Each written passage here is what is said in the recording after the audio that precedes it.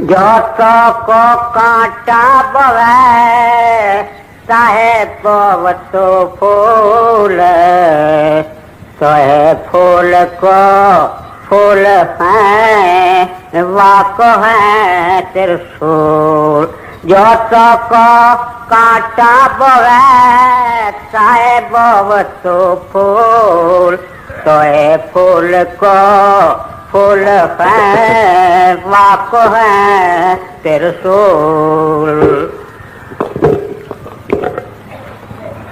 यह महात्मा कबीर साहब की वाणी है और जैसे हमने सुना आपके एक ग्रंथ है जिसका नाम है कबीर साहब का साखी संग्रह।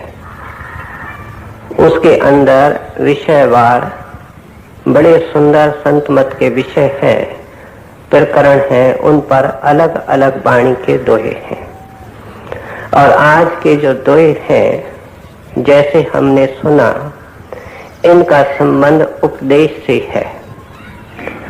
अब मैं इस शब्द को जरा खोल के अर्ज कर दूं कि ऐसे तो जब कभी हम सत्संग के अंदर इकट्ठे होते हैं तो हम किसी न किसी पूर्ण महात्मा की, कामिल फकीर की वाणी सुनते हैं।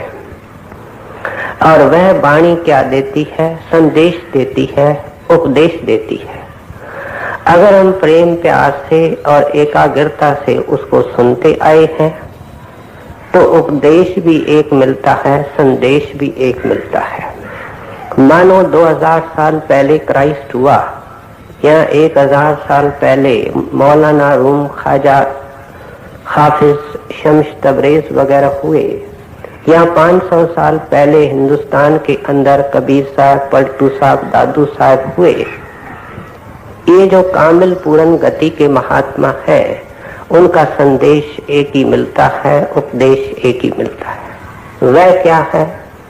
मैं थोड़े में अर्ज कर दूं, वह यही है कि मनुष्य देह केवल प्रभु प्राप्ति के लिए मिली है। बड़े भाग मानिश तन पावा, सुर मन ग्रंथि सब गावा।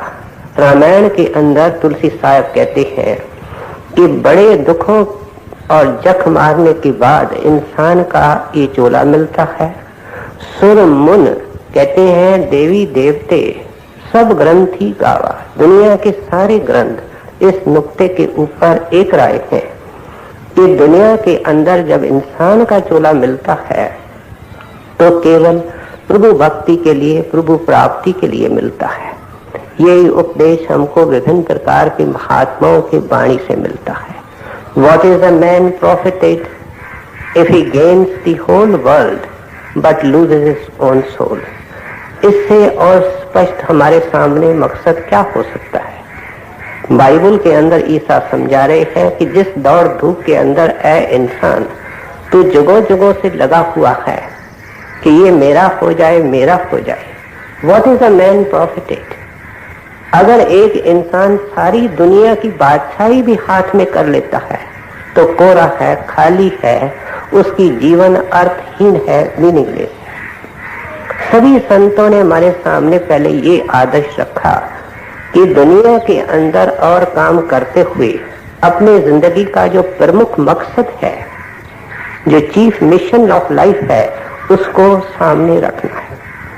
अब इसकी पूर्ति कैसे होगी, इसके लिए भी हम महात्माओं को सुनते आए हैं कि हमको ऐसी महात्मा, सद्गुरु, रहबर और गाइड की जरूरत है जो उस परमात्मा से एक मेक है, अभेद है, एकाकार है, उसके अंदर जज़ब और दिवलीन है, बल्कि उसके तरफ से संसार में आता है और सिर्फ इस काम के लिए आता है। तो ऐसे संत महात्मा, क्योंकि परमात्मा अलग है, अगम है, इसलिए उसको लखने के लिए, पाने के लिए हमको जुक्ति चाहिए, अपने अंदर जाने का तरीका चाहिए और वह किसी संत सद्गुरु से मिलेगा। और जब वे दया करके हमको अंदर जाने का भेद दें, अपने इस घट के अंदर सर्च करने का तरीका दें, तो हमारा फर्ज शुरू हो जाता है। हम दिन और रात एक करके उस नाम के कमाई में, उस गुरु मंत्र के कमाई के अंदर जुट जाएं। और जब हमने वन पॉइंटेड होकर के उनके नाम की कमाई की, तो महात्मा कोई हमको मरने के बाद मुक्ति का वायदा नहीं करते हैं, कोई हमको पोस्ट डेटेड चेक नहीं देते हैं कि 10 साल के बाद रकम मिलेगी, 20 साल के बाद रकम मिलेगी, लेकिन जिंदगी के अंदर ही उस चीज को हम पा सकते हैं अगर मन के अंदर लगन हो, मन के अंदर खटक हो। इसलिए ये काम जो संत महात्मा मनुष्य देह के अंदर प्रभु प्राप्ति का बताते हैं, इसमें दो राय नहीं है कि ये मुश्किल नहीं, अति मुश्किल है, क्योंकि मन ने जुगों जुगों से बिल्कुल उसके उलट काम किए हैं। लेकिन ये आसान और सुगम भी इस तरीके से बन जाता है कि कुल मालिक की, पूर्ण परमात्मा की, पूर्ण सतगुरु की पूरी सत्ता और मदद और ताकत, उसका तप और तेज, उसके भजन का प्रताप सेवक के अंग संग होता है, जो सभी बाधाओं के ऊपर विजय पा करके इसका काम पूरा कर देता है। ये है संतों के उपदेश का सार, जो हर सत्संग के अंदर वाणी के द्वारा हमारे सामने उभर करके आता है। आज के जो दोहे हैं, उनका कबीर साहब का अभिप्राय केवल उन रुकावटों से है जो इस मकसद के अंदर, इस रास्ते के अंदर आती है। आप जिक्र कर रहे हैं कि दुनिया के किसी काम को जब तुम पूरा करने की कोशिश करते हो तो रुकावटें आती हैं, और जरूर आती हैं। और हम दिन रात इस बात के अंदर जुटे हुए होते हैं कि उन रुकावटों के ऊपर विजय पाएं, उनको अबूर करने की कोशिश करें और आगे कदम बढ़ाएं। ठीक उस तरीके से कबीर साहब मानते हैं कि ये राह बड़ी दुश्वार है। भाई गुरदास जी कहते हैं, वालों निक्की ते काटी तिखी, कहते हैं बाल से भी छोटी है और काटी क्या छुरी से भी बड़ी तेज है, ये आसान नहीं है। इस तरीके से बाइबल के अंदर लिखा है कि सुई के रोजन के अंदर से ऊंट का निकलना जैसा मुश्किल है, ऐसा मन का इस सुराख के अंदर से निकल करके अंदर जाना है, बल्कि उससे भी मुश्किल है। बहुत बारीक हो जाए, बहुत महीन हो जाए, तब उस सुराख से ये निकल सकता है। लेकिन कहते हैं कि इन रुकावटों को अबूर कराने वाला, इनके ऊपर विजय दिलाने वाला हमारे अंग संग होता है, और उनके उपदेश को और उनके दया को सन्मुख रख करके दुनिया के अंदर, जिंदगी के अंदर ये काम कर सकता है जो संत महात्मा नाम देते वक्त हमको समझाते हैं। कहते हैं पहली रुकावट कौन सी आती है कि तुमको दुनिया के अंदर भांत भांत के लोग मिलेंगे, क्रोधी भी मिलेंगे, लालची भी मिलेंगे, मूर्ख भी मिलेंगे, तुमको दुनिया के अंदर नाना प्रकार के लोग मिलेंगे।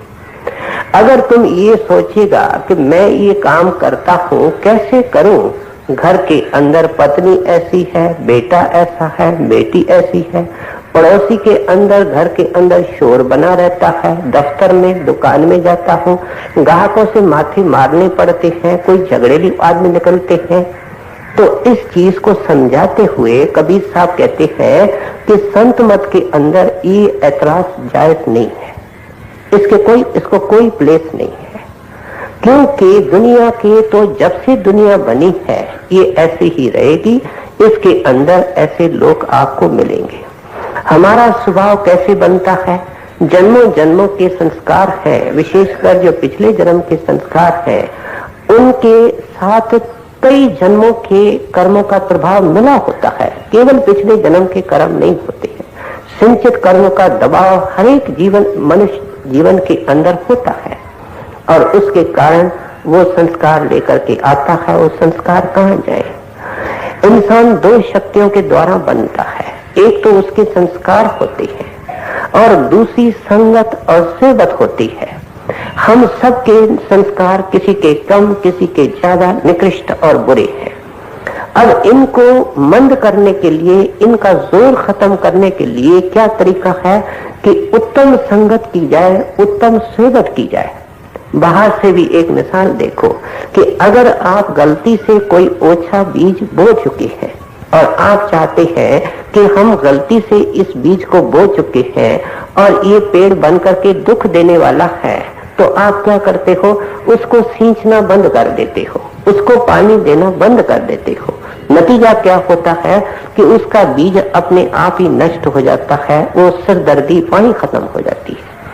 इसलिए अगर हमारे अंदर लड़ने झगड़ने का स्वभाव है, चोरी ठगी का स्वभाव है, अगर हमारे अंदर ज्यादा बोलने की आदत है, तो ये जितने बीज हैं ये ऐसे बीज हैं जो हमको 84 के जट खाने के लिए ले जाते हैं। अब इनको शिथिल करने के लिए, कमजोर करने के लिए, इनको नष्ट करने के लिए क्या चाहिए, संतों की संगत और सोबत चाहिए। अगर इनको विषय विकारों का पानी नहीं मिलेगा, ये अपने आप ही सूख जाएंगे, शिथिल हो जाएंगे और आगे चल करके हमारा आइंदा, हमारा भविष्य बहुत ही उज्जवल हो जाएगा। हम उज्जवल मुख लेकर के उस दरगाह के अंदर चले जाएंगे।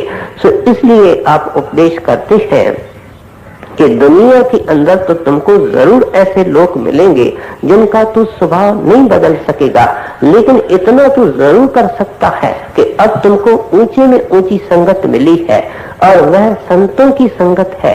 तू अपने स्वभाव को बदल सकता है, तो उनको तू अपने आप को उनके अनुसार एडजस्ट कर सकता है।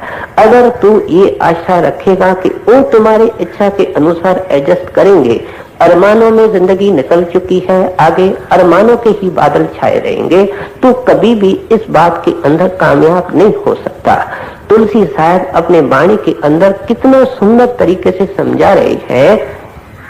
तुलसी या संसार में भांत भांत के लोग, कहते हैं यहाँ तो नाना प्रकार के लोग हैं। वास्तव में जैसे दो शक्लें एक साथ नहीं मिलती है, इस तरीके के दो स्वभाव भी नहीं मिलते हैं, हर एक का स्वभाव ही अलग है।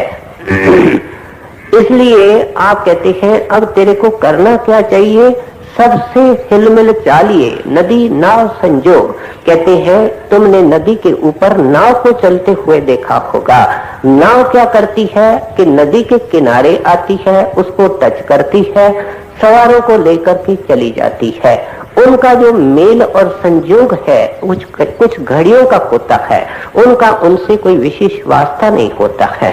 जिस देश के अंदर तू पैदा हुआ है, जिस जाति के अंदर तूने जन्म लिया है, जिस कुटुंब और परिवार के अंदर तू पैदा हुआ है, ये कोई एक्सीडेंटल नहीं है, ये कोई परमात्मा का विम नहीं है, वो विम्सिकल नहीं है, लेकिन कुछ नियमों के तहत तुम्हारी चॉइस के अनुसार, ऑप्शन के अनुसार हुआ है। अब क्या करना चाहिए, सबसे हिलमिल चालिए। कहते हैं तुमको तो सबसे प्रेम से चलना चाहिए, और वो कब होगा, नदी नाव संजोग, जब तू अपने आप को उस किश्ती की तरह समझेगा जो समझती है कि मेरा किनारे से या नदी से संपर्क कुछ मिनटों का है, कुछ समय का है। क्या आपका अर्थ है कि जिस वक्त हम अपने आप को यहाँ मेहमान समझेंगे और दुनिया के अंदर और अपने कुटुंब परिवार यारों दोस्तों को हम कुछ क्षणों के साथ ही समझेंगे। हमारे सामने कई उठ चुके हैं, कईयों की कतार लगी हुई है, क्या पता हमारा भी उस कतार के अंदर नंबर है। और जो सूरज आज हमारे जो संसार के लिए उदय हुआ है, कल शायद दुनिया के लिए उदय होगा, हमारे लिए अंधकार होगा, हमारे लिए नहीं उदय होगा। कहते हैं जब ये हालत है तो तुम कौन से चक्कर में पड़े हो, जो तो ही कांटा बोहे तो ये बोल तू फूल। कहते हैं दुनिया के अंदर सब प्रकार के लोग मिलते हैं, आम अंग्रेजी और हिंदी के अंदर भी है कि संसार के अंदर बर्ताव के 3 नियम होते हैं। एक लोहे जैसा होता है, एक चांदी वर्गा होता है, एक स्वर्ण जैसा होता है। क्या एक आयरन रूल है, एक सिल्वर रूल है, एक गोल्डन रूल है। आयरन रूल या लोहे सरी का नियम क्या कहता है कि जो बुरा करता है उसके साथ बुरा व्यवहार करो। और सिल्वर नियम क्या कहता है, चांदी सरी का नियम क्या कहता है कि जो अच्छा चलता है उससे अच्छा चलो। लेकिन जो तीसरा नियम है, जो सोने जैसा है, जो हमारे काया और मन को कंचन बना देता है, सोना बना देता है, इसके सारे अवगुणों को निर्मूल नष्ट कर देता है, वह क्या है कि बुरे के साथ भला करना है। ये परमार्थ का नियम है, ये संतों का नियम है। देखा जाए तो इस असूल के ऊपर हम संसारी आदमी चल भी नहीं सकते हैं जब तक हम संतों के कहे लग करके खूब नाम की कमाई नहीं करेंगे। इसलिए अगर कोई संसार के अंदर आदर्शी पुरुष है जो इन नियमों का पालन करते हैं, अमल करके हमको दिखाते हैं, तो वे सिर्फ ये खुद संत ही होते हैं। संतों महात्माओं की जिंदगी के अंदर से हमको प्रेरणादायक उदाहरण मिलते हैं कि किस तरीके से जिन्होंने उनके रास्ते के अंदर कांटे ही कांटे बिखेरे, उनके लिए वो फूल छिड़कते गए, उनके लिए वो दया महर की वर्षा करते ही गए। ये संत महात्मा हमको करके दिखाते हैं। बाहर से वो सेवा करते हैं, बाहर से मर्यादा पुरुषोत्तम होकर के संसार से कैसे व्यवहार करना है ये हमको सिखाते हैं। रामायण को जब हम पढ़ते हैं तो क्या मिलता है कि पत्नी से कैसा चलना चाहिए, पति से कैसा, भाई से कैसा, प्रजा से कैसा, संसार के लोगों से कैसे मर्यादा से व्यवहार करना है। साथ साथ में तुलसी साहब ने ये भी लिखा है कि मानुष जन्म को सफल करने के लिए गुरु की शरण लेकर के नाम की कमाई करनी। इन दोनों को उन्होंने एक साथ मिला करके हमारे सामने आदर्श रखा है। तो इसलिए आप उपदेश करते हैं, संत महात्मा आमतौर पर गृहस्थ में हुए हैं और लोगों के बीच में विचरते रहते हैं, उनके संपर्क में आते रहते हैं, नमूना बन करके दिखाते हैं कि कांटे का जवाब कांटे से नहीं देते हैं बल्कि फूल से देते हैं। स्वामी जी महाराज जिनकी कृपा से आज हम यहाँ इकट्ठे हुए हैं, उनके जीवन के अंदर एक बहुत ही सुंदर वार्ता आती है कि उनके दो कमाई वाले प्रेमी सेवक थे जो एक कुएं के अंदर से उनका पानी नहाने और पीने का गागरों के ऊपर लाया करते थे। और एक दिन क्या हुआ कि स्वामी जी महाराज ने प्रसाद बांटा और मौज में आकर के प्रसाद जब बांटा तो उसके अंदर चमार भी थे, दलित जाति के भी थे, ओछी जाति के भी थे, क्योंकि परमात्मा सबके अंदर, संतों के आंख में उनका नूर सबके अंदर नजर आता है। उन्होंने सबको प्रसाद बांट दिया। जो रूढ़िवादी लोग थे, जो शरीयत के कैदी पंडित ब्राह्मण वगैरह थे, उनके मन के अंदर नफरत पैदा हो गई कि शूद्रों को प्रसाद दिया गया है, जबकि शास्त्रों के अंदर लिखा है कि ये प्रसाद के हकदार नहीं है। किसी महात्मा ने शास्त्र के अंदर ये नहीं लिखा, इन पंडितों ने ये श्लोक इसके अंदर डाले हुए हैं। नतीजा क्या हुआ कि जब दूसरे दिन वो प्रेमी गागरें लेकर के पानी लेने को जाते हैं तो उस कुएं के ऊपर जो ट्रस्ट थी उनके ऊपर कंट्रोल पंडितों का था। उन्होंने पानी उनको भरने की इजाजत नहीं दी। जब उन्होंने पूछा क्या कारण है, कहते हैं ऐसे महात्मा के लिए हम पानी देने को तैयार नहीं है जो शास्त्रों के नियमों का उल्लंघन करता है, चमारों को, रेगड़ों को प्रसाद देता है। तब उन्होंने बड़े प्रेम से उनको समझाया कि उनको तो सबके अंदर वो परमात्मा नजर आता है, कोई उनके लिए ओछा नहीं है, बल्कि आप अपने इतिहास को भूल चुके हो कि जितने चोटी के महात्मा दुनिया के अंदर जीवों का उद्धार करके गए हैं वे सब दलित जातियों के अंदर हुए हैं, ओछे जातियों के अंदर हुए हैं। परमात्मा हमको सिखाना चाहता है कि मैं अपने प्यारे इन ओछी जातियों के अंदर भेजता हूँ ताकि हम इस जात के भिन्न भाव से निकल सके। लेकिन उन्होंने एक नहीं मानी, उनको लौटा दिया। हो सकता है कि चलते वक्त उन्होंने कुछ जोश से भी बोला हो, सत्संगी होता है और गुरुदेव की अवस्था अपनी होती है। जब गागरें खाली लेकर के आए तो स्वामी जी महाराज मुस्कुरा के पूछते हैं, क्यों भाई गागरें खाली लेकर के आए? उन्होंने सारा वृत्तांत सुनाया। वो दिलों के सहायक थे।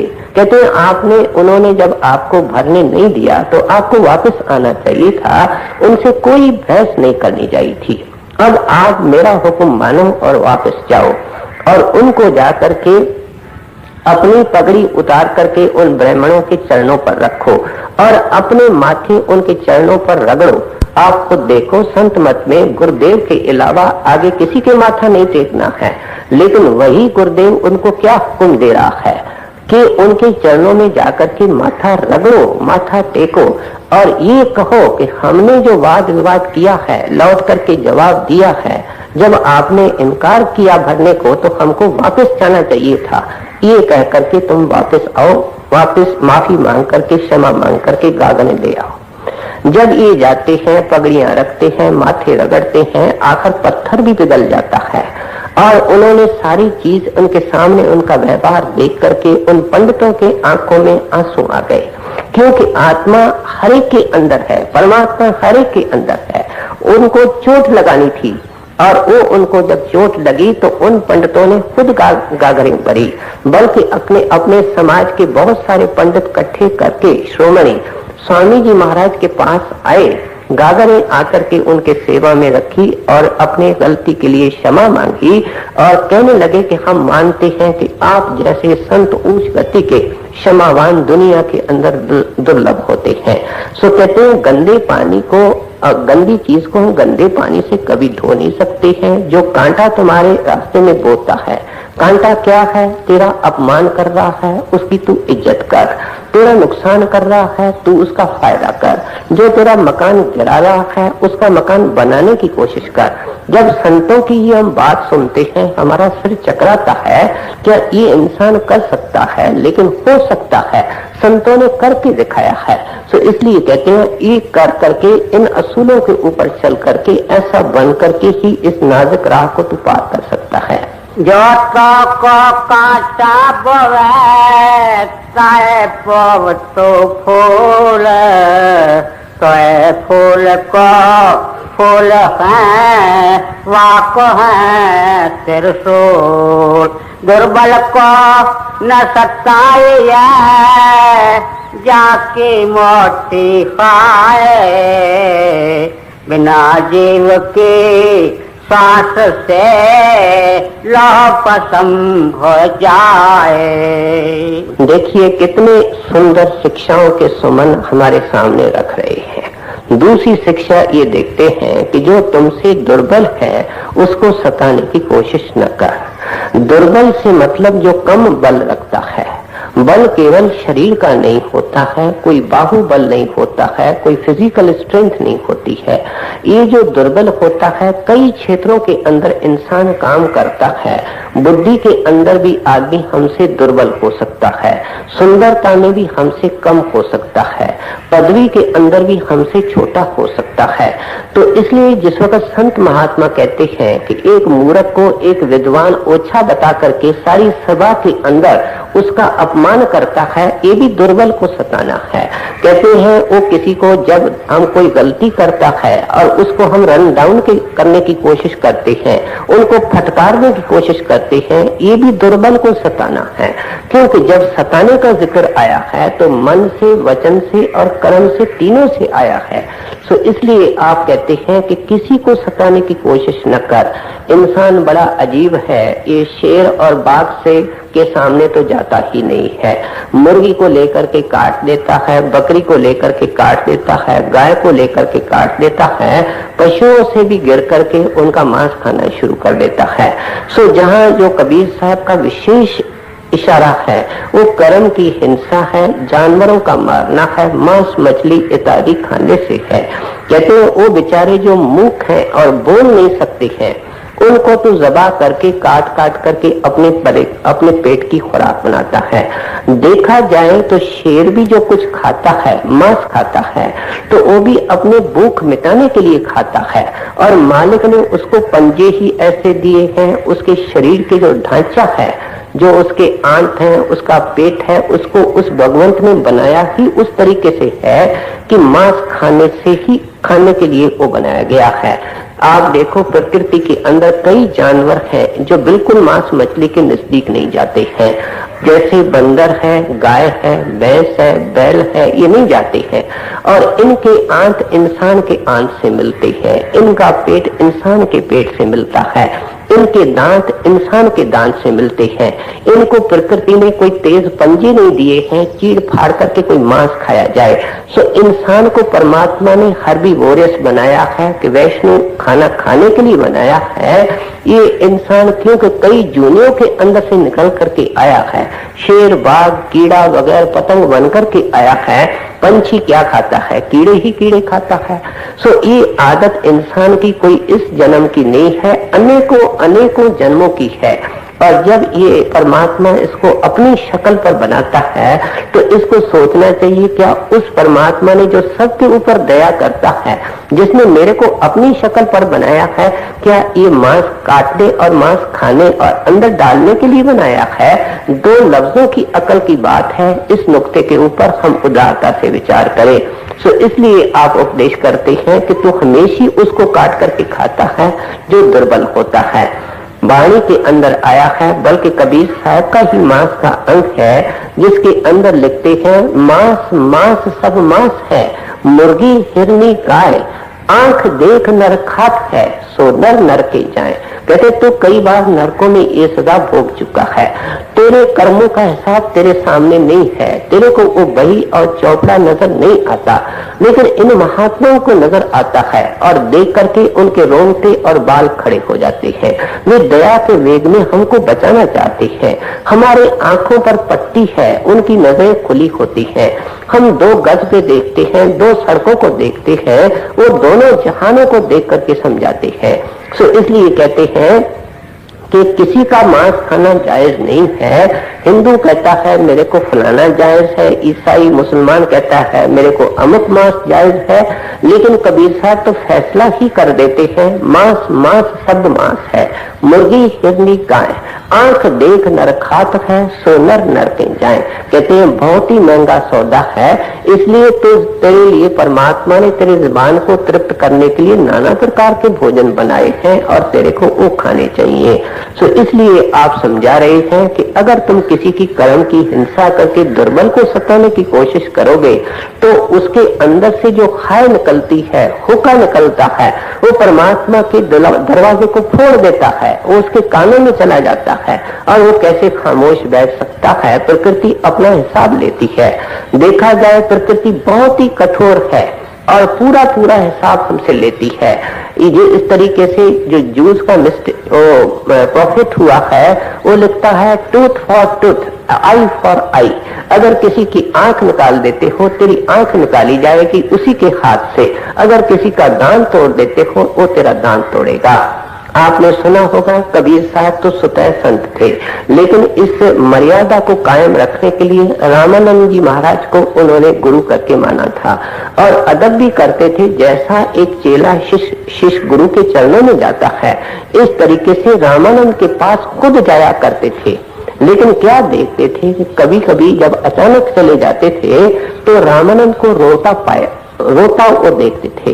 एक दिन उन्होंने बड़े प्रेम से पूछा कि गुरुजी आप रोते क्यों हो? कहते तेरे से क्या छुपा हुआ है।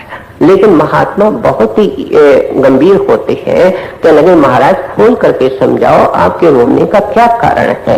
उन्होंने समझाया कि पिछले जन्म के अंदर मैंने एक खरगोश को नेजे के साथ मारा था। नेजा एक हथियार होता है जिसके मुंह पर बड़ा जोरदार सुआ लगा होता है। क्या मैंने उनके अंदर सुआ लगाया था और इतना बेरहमी का काम किया कि उसको मार करके घसीटता हुआ जमीन से मेरे घर तक मैं उसको ले आया था। इस कर्म का भुगतान मेरे को इस जन्म के अंदर करना है और वह खरगोश यहाँ इस बनारस के शहर का नवाब है। यहाँ विद्रोह होना है, उसने मेरे को नेजे के साथ मारना है और मेरे को घसीट करके ले जाना है। उस घसीट को सोच सोच करके मैं रोता हूँ। कबीर साहब ने कहा अच्छा मैं बंदोबस्त करता हूँ। नवाब के पास किसी बहाने से कबीर साहब चले गए। नबीर ये जो नवाब बनते हैं, राजे महाराजे बनते हैं, ये भी तपस्या के कारण, बड़े श्रेष्ठ कर्मों के कारण बनते हैं। चोरियां ठगियां बेईमानियां करते कोई राजे महाराजे नहीं बनते हैं। ये और बात है कि राजे महाराजे बन करके अगर वो दुराचारी बनते हैं तो फिर सीधा नरकों में जाते हैं। इसलिए वाणी के अंदर बल्कि शास्त्रों की उक्ति है, तपो राज से राजो नरक। तपस्या करके तो राजा बनता है, राजा बन करके अत्याचार करता है, नरकों का अधिकारी बन करके बैठ जाता है। सो उनके पास चले गए, उनको जाकर के उन्होंने सारी बात की। उन्होंने कहा आप ठीक कहते हो, लेकिन मैं आपको जानता हूँ आप किस गति के महात्मा हैं। आप मेरे घर में आए हैं, मैं इतना करूंगा कि मैं घसीट माफ कर देता हूँ, लेकिन हिसाब किताब माफ नहीं होगा। और हिसाब किताब को माफ करना कबीर साहब भी नहीं चाहते, क्योंकि उसके कारण रामानंद को फिर दुनिया के अंदर आना पड़ता। तो इसलिए कुछ अरसे के बाद उसी शहर के अंदर विद्रोह हुआ और जिस तरीके से बताया गया गुरु रामानंद जी की मृत्यु इसी प्रकार से ही हुई। तो इसलिए आप कहते हैं कि किससे अंधेरी कोठरी के अंदर बैठ करके कमरा बंद करके चोरी ठगी बेईमानी दुराचार करते हो, वो जो देखने वाली शक्ति है वो तेरे अंदर बैठी हुई है। जब हिसाब किताब दोगे बेटा उस दुर्बल के एवज में उसकी हाय तेरे आंखों को तोड़ देगी, तेरे को खत्म कर देगी। दुर्बल को न सताए चाके मोती खाए, बिना जीव के श्वास से लापसम हो जाए। कबीर आप ठगाए और न ठगिया कोई, आप ठगा सुख होत है और ठगे दुख होए। अब ये जितनी शिक्षाएं हमको मिल रही हैं ये परमार्थियों के लिए है। दुनिया का आदमी तो इसको मानने को तैयार नहीं होता है, चलना तो बहुत ही मुश्किल है। लेकिन अब एक नई शिक्षा क्या मिल रही है कि कबीर आप ठगाइए और न ठगिए कोई। कहते हैं दुनिया के अंदर तुम आए हो, इस दुनिया से नाम कटवाने के लिए आए हो, सदा के लिए आने जाने का जो आवागमन है उसका दरवाजा बंद करने के लिए आए हो। उनके तरफ मत देखो जो उस दरवाजे को खुला रखना चाहते हैं, जो यहाँ आना जाना चाहते हैं। सरदार बहादुर महाराज जी बड़े सुंदर तरीके से और बड़े प्रभावशाली ढंग से फरमाया करते थे कि जो दुनिया के अंदर आना जाना चाहता है उसके लिए सारे दरवाजे खुले हैं। जो चाहे सो करे, जो चाहे सो खाए, जो चाहे सो व्यवहार करे। लेकिन जो इस दरवाजे को सदा के लिए संतों की मदद से बंद करना चाहता है उनको तो फूंक फूंक करके कदम उठाना पड़ेगा। संतों महात्माओं के शिक्षा का 100% अमल करना पड़ेगा, अनुपालना करनी पड़ेगी। सो इसलिए कहते हैं कि लेन देन संसार के अंदर होती रहती है, लेन देन के ऊपर ही संसार टिका हुआ है। किसी को हम लेते रहते हैं, किसी से हम देते रहते हैं। कहते हैं कभी लेन देन ऐसी हो जाती है कि शक रह जाता है कि मैंने जो इससे 100 रुपया लिया था, 500 रुपया लिया था, वो इसको वापस किया कि नहीं किया। वो भी अमीर होता है, उसको भी याद नहीं होती है, मित्रता के भी रिश्ता नाता होता है। लेकिन कहते हैं ऐसी हालत के अंदर जब उसको भी पूरा पता नहीं है और तेरे को भी तेरी याद धोखा दे रही है, कोई डायरी के अंदर एंट्री नहीं है कि तुमने पैसे लौटाए हैं कि नहीं लौटाए हैं, असत्संगी असत्य के जिज्ञासु ऐसी हालत के अंदर तुमको उसको दोबारा देना चाहिए। क्योंकि जो तू दोबारा देगा वो 10 गुना होकर के देने वाला तेरे को दे देगा। लेकिन कम में कम ऐसा नहीं होगा कि बेसत्संगी का रह जावे जो तेरे को वसूल करने के लिए या तो इनको कौड़ियों के एवज नाम के कमाई के हीरे देने पड़ते हैं या तो इसको दुनिया के अंदर आना पड़ता है। अब आप खुद देखो, एक मुट्ठी के अंदर आपको कोई कौड़ियां देता है और आप उसके एवज में हीरे देते हो, कौन आपको अक्लमंद कहेगा? अगर कर्म का भुगतान इस चमड़े के शरीर के ऊपर हो जाता है और नाम की कमाई उसके एवज में नहीं देनी पड़ती है तो गुरु ऐसे कैसे अयाना हो सकता है कि सेवक का कर्म न कटवाए और उसके एवज में उसका भजन सिमरन का फल दे देवे। सो इसलिए आप उपदेश करते हैं, हो सकता है उसके 1000, 2000, 500 तेरे पास रह गए हैं, बेटा इस संदेह को दूर करने के लिए तू उसको दे दे। हालांकि वो समझे कि ये ठगा गया। कहते हैं आप ठगे सुख होता है। क्या सुख है? आगे चल करके तेरा रास्ता रोशन हो रहा है, तेरे रास्ते के अंदर से रुकावटें निकल रही है, तो सतगुरु के और परमात्मा के नजदीक जा रहा है। सो इसलिए आप उपदेश करते हैं कि ये रास्ता ये पहाड़ के चढ़ने की दुर्गम घाटी है और इसलिए कहते हैं इन शर्तों को निभा करके ही बेटा नाम की कमाई के अंदर कामयाब हो सकते हो। आम हमारे सत्संगी की शिकायत है कि हमारा भजन सिमरन नहीं बनता है।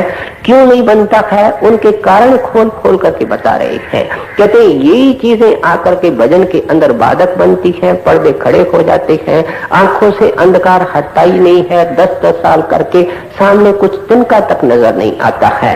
कारण क्या है कि हमारी रहनी ठीक नहीं है, हमारी करनी जो हम करते हैं वो भी ठीक नहीं बन पड़ेगी जब तक हमारी रहनी ठीक नहीं होगी। सो इसलिए कहते हैं कि अगर कोई तेरी चीज ले जाता है तू ये समझ के लेना देना है जो खत्म करके गया, लेकिन उसके एवज में तू ये कोशिश नहीं करना कि उसकी लेकर के आना। बड़े हजूर महाराज ने किस तरीके से पंजाब में सत्संग फैलाया, इसके लिए आपको डेरे की किताबें देखनी पड़ेगी। गांव गांव के अंदर गए हैं, घोड़ों पर गए हैं, पैदल गए हैं और जाकर के सत्संग किए हैं। एक गांव में गए, महाराज ने सत्संग किया। कुछ सत्संगी महाराज जी के इर्द गिर्द आकर के बैठे, परमार्थ की चर्चा हुई। फिर एक सत्संगी बोला कि महाराज जी हमारा एक सत्संगी है, उसने सत्संगियों को इस गांव के अंदर बदनाम करके रखा है। क्यों भाई, उसने क्या किया है? महाराज जी पूछने लगे। उत्तर दिया गया कि वो किसी बेसत्संगी के खेत से गाय चोरी करके ले आया है। महाराज जी ने उसको बुलवाया, कहने लगे भाई तुमने एक बेसत्संगी के खेत से गाय चोरी करके अपने घर के अंदर क्यों बांध करके रखी है? तो वो उत्तर देने लगा कि मेरी गाय किसी वक्त वो चोरी करके ले गया था, मैंने अपना हिस्सा वसूल किया है। महाराज जी ने उसको एक तरीका सतगुरु का है, कहते हैं सेवक बाहर से कहता है तन भी सतगुरु का है, धन भी सतगुरु का है, मन भी सतगुरु का है, सब कुछ उसका है। अगर वो तेरी गाय ले गया था तो तेरी किस तरीके से ले गया था? वो गाय तो मेरी ले गया था, तेरे गुरु की ले गया था, मैंने उनको दी थी। तुम्हारा पिछले जन्म में उसके साथ हिसाब किताब था और वो जो तेरी गाय ले गया था उस हिसाब किताब को खत्म करने के लिए ले गया था, मैंने आगे होकर के खुशी से उसको दी थी। और तू एक नया कर्म करके और उसका आगे सिलसिला जारी कर रहा है, ये कहां तक मुनासिब है? जा करके उसको गाय वापस दे करके आ और माफी भी साथ साथ में मांग करके आ। उस सत्संगी को मजबूरन जाना पड़ा, गाय लौटा करके माफी मांग करके आ गया। सो इसलिए कहते हैं ये राह ही न्यारी है, ये जो रास्ता है ये संसार के राहों से बिल्कुल एक न्यारा और जुदा रास्ता है। सो इसलिए आप उपदेश करते हैं कि अगर तू ठग जाता है तो दूसरा भली शेखी मारे कि देखो कैसा मैंने इसको बेवकूफ बना दिया। बेवकूफ वो बन रहा है क्योंकि वो कर्मों के जंजीरों के अंदर बंधा जा रहा है और तू खुश हो रहा है, सुखी हो रहा है क्योंकि तू आजाद हो रहा है। कबीर आप ठगाया और न ठगिया कोई, आप ठगा सुख होत है और ठगे सुख होए। यातनिया में आए के छाड़ दे तू ऐठ, लेना होए सो ले ले उठे जात है पैठ। अब हमको सारी शिक्षा जो कुछ मिलती है प्रत्येक इतवार को उसके अंदर दीनता का, नम्रता का, आजिज़ी का जरूर जिक्र आता है, क्योंकि इसके बगैर तो सत्संगी का कार्य सारी जिंदगी में क्या कई जन्मों में नहीं हो सकता है। इसको मिट्टी बनना पड़ेगा, इसको खाक बनना पड़ेगा, इसको जैसे मेहंदी के पत्ते सुखाए जाते हैं, बारीक पीसे जाते हैं, तब उनके अंदर से लाली निकलती है, ऐसे इसको अपने आप को महीन करना पड़ेगा, मेहंदी की तरह मन को पीसना पड़ेगा। सो इसलिए कहते हैं तू तो अकड़खान बना हुआ है, तू तो ऐंठपन के साथ भरा हुआ है, चलता है तुम्हारे पांव जमीन के ऊपर नहीं है, तुमको सुंदरता का, पैसे का, बुद्धि का, पदवी का पता नहीं कितने अहंकार तेरे को घेर करके रखते हैं। प्रभु के बैठने की कौन सी जगह रखी है, नाम के जपने के लिए कौन सी जगह अंदर है। सो इसलिए कहते हैं लोग अगर करते हैं तो करने दो, लेकिन तेरे को तो खाक बनना पड़ेगा, तेरे को तो दूब बननी पड़ेगी। जिस दूब के ऊपर आप इस वक्त बैठे हो ये ऐसी दूब है जिसमें आप इनको नाना प्रकार की तकलीफें देते हो। लोग सैर करने के लिए दूब के ऊपर चलते हैं, आप नियम से आकर के इसके ऊपर बैठते हो, लौट करके दूब ने कभी आपको शिकायत की है कि सारे मन भर बोझ, 2 मन बोझ मेरे ऊपर रख करके बैठे हो, कोई आपके अंदर गया नहीं है। कितना बोझ लेती है लेकिन उफ तक नहीं कहती है। संतों ने जब मिसालें दी हैं समझाने के तो उन्होंने कोई कमी और कसर नहीं छोड़ी है। कहते हैं जैसा ये दूब है ऐसी दूब ऐसा बन जाए, सबके ताने मैंने सहार ले, सबके बोझ उठा ले, लेकिन उफ तक जुबान से नहीं निकले, इसको दीनता कहते हैं। कैसर के पौधे के लिए आम कहावत है कि जितना उनको पांव के नीचे लताड़ा जाता है उतना उसका रंग निकलता है, रंग निखरता है और उसकी कीमत बढ़ती है। सो इसलिए कहते हैं लोग अगर तेरे को पांव के तले लताड़ रहे हैं तो खुश होना चाहिए। शाह इब्राहिम से पूछा गया कि तेरा जिंदगी के अंदर सबसे ज्यादा खुशी का दिन कौन सा है? देखो फकीर क्या बताता है, फकीरी करके दिखाते हैं। जब ये कबीर साहब के चरणों में रह करके पूर्ण गति के महात्मा बन चुके, उसके बाद ये केवल सारी जिंदगी भजन करते रहे। जहां भी ठहरते एक गुफा में ठहर जाते, हर शुक्रवार को बाहर निकलते और जाकर के लकड़ियां इकट्ठी करते। लकड़ियों को बेच करके बाहर शहर के अंदर आधा उसका पैसा तो खैरात में दे देते, जो आधे पैसे बचते उनसे रोटी खरीद कर लेते और उसको फिर गुफा के अंदर जाकर के जहां केवल पानी रखा हुआ था, 8 दिन उस जो शुक्रवार की या जुम्मे की रोटी उन्होंने खरीद की हुई थी उसको काम में लेते, फिर शुक्रवार को बाहर निकलते, लकड़ियां करते और इस तरीके से गुजारा करते। एक बार आप संतों का जाना, आमतौर पर महात्मा तीर्थों में जाया करते हैं। लोग समझते हैं कि ये तीर्थों में शायद तीर्थों को देखने के लिए जाते हैं, लेकिन इनके मकसद कुछ और होते हैं। मालिक के हुक्म से इनको मक्के जाना पड़ा। पिछले जमानों के अंदर अकेला कोई सफर नहीं करता था, क्योंकि बड़े खतरे हुआ करते थे, इसलिए झुंड मिलकर के, काफले मिलकर के लोगों के आपस में जाते थे।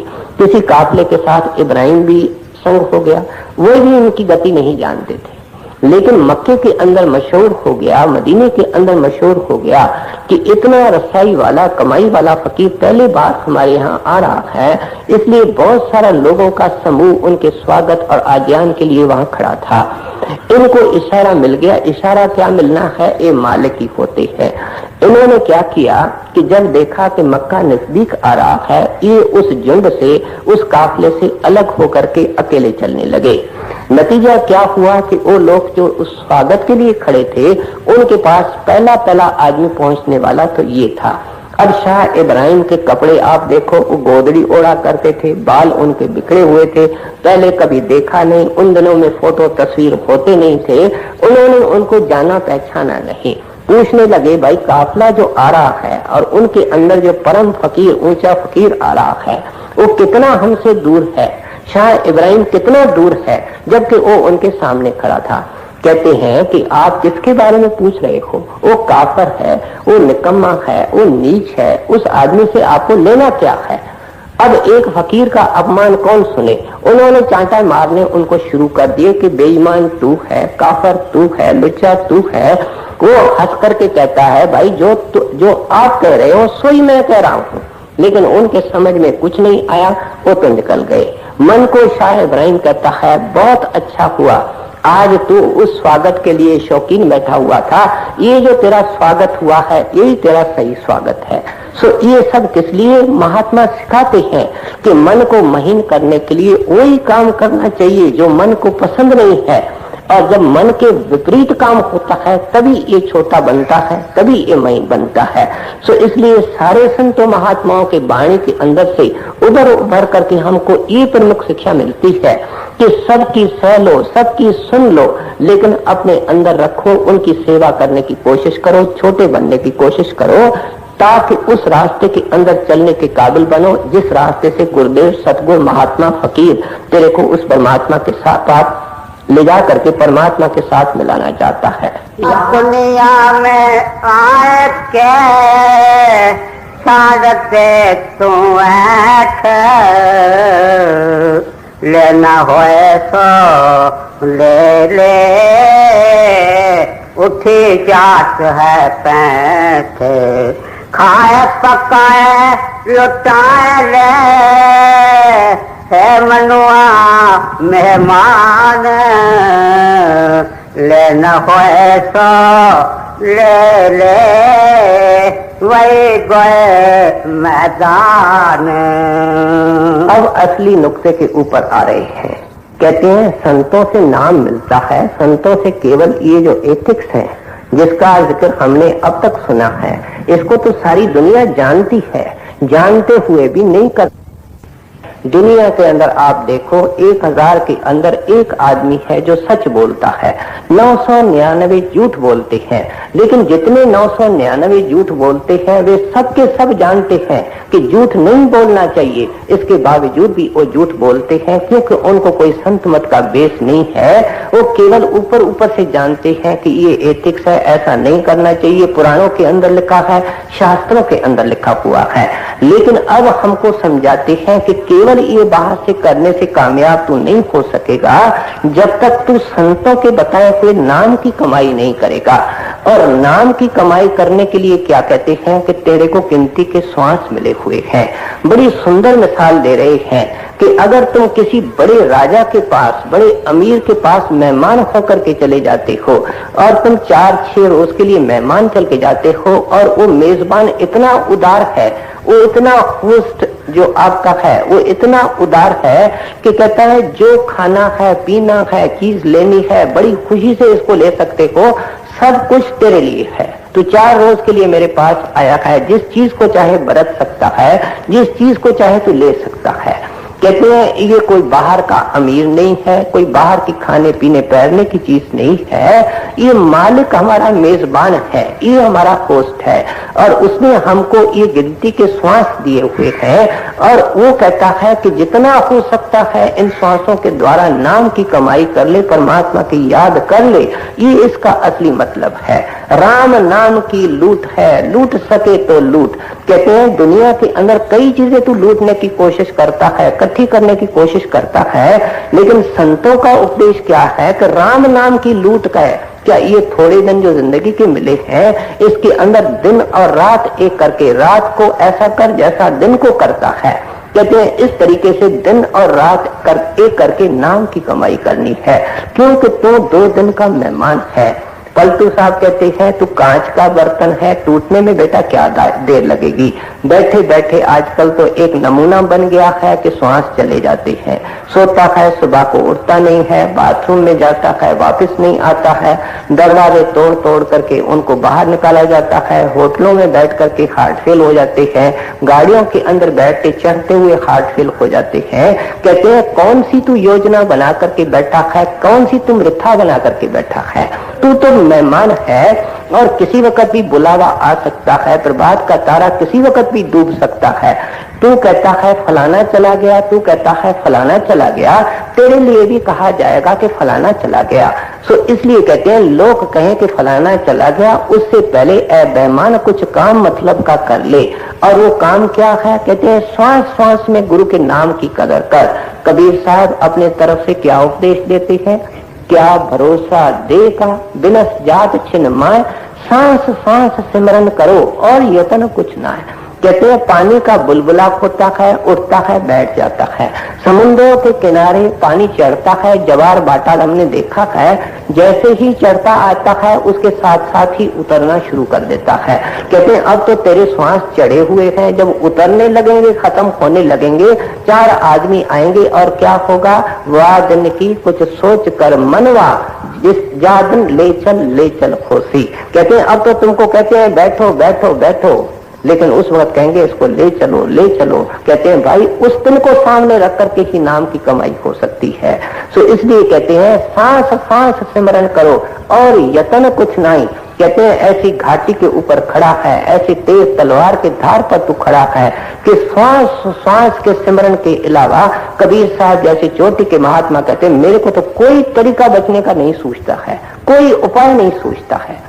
सो हमको इस असली नुक्ते के ऊपर लाने की कोशिश करते हैं कि अगर संत महात्मा मिल जावे तो फिर नाम की कमाई करके उस नाम की कमाई को फलदार करना है। जैसे जैसे ये नाम की कमाई करने लगता है, क्या प्रातः काल को उठ करके 2-3 घंटे भजन करता है, दिन भर गुरु को पास रखता है, ये प्रीत की बात है। जिसके साथ हमारी प्रीत होती है वो दूर नहीं होता है। डेरे के अंदर रहते हुए भी लोग महाराज जी से दूर हैं, अमेरिका के अंदर लोग रहते हुए सत्संगी भी महाराज जी के साथ हैं। ये तो दिल का फर्क होता है। सो इसलिए आप उपदेश करते हैं कि संतों महात्मा को हरदम साथ रखना है। हरदम साथ रखने का क्या तरीका है कि जिसका हम स्मरण करेंगे उसी की याद आएगी। अगर मैं यहाँ मोहन मोहन कहता हूँ तो जिस बहन का कोई लड़का या भाई मोहन होगा उसकी शक्ल एकदम उस माई और बहन के सामने आ जाएगी। जो नाम गुरु देता है वो गुरु का ही नाम है। जब हम उसका सिमरन करेंगे, उसका ध्यान अपने आप सामने खड़ा होगा।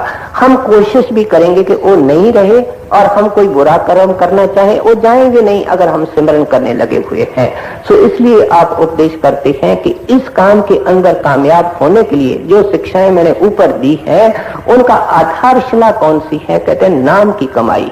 जिस वक्त नाम के कमाई के अंदर ये बैठेगा, किसी को ये दुख दे करके आएगा, किसी को तकलीफ दे करके आएगा, किसी के लिए कांटा बो करके आएगा, वो इसको यहाँ से ही उठा देगा। वो यहाँ बैठ करके इसको रस नहीं लेने देगा। अगर इसके मन के अंदर ये दृढ़ संकल्प है कि इस नाम का रस चखना है, कुदरती ये क्या करेगा? सबके पांव चूमा करेगा, सबको माथा टेका करेगा, सबके अंदर सतगुण समझ करके उनकी इज्जत किया करेगा, तभी जाकर के इस नाम के कमाई के अंदर कामयाब होगा। सो इसलिए कहते हैं दोनों रेसिप्रोकल हैं, दोनों परस्पर हैं। रहनी भी अच्छी करनी है, करनी भी अच्छी करनी है। करनी क्या है? नाम की कमाई करनी है। खाए पकाए लुटाए ले है मनुआ मेहमान, लेना को ऐसा ले ले यही कोई मैदान।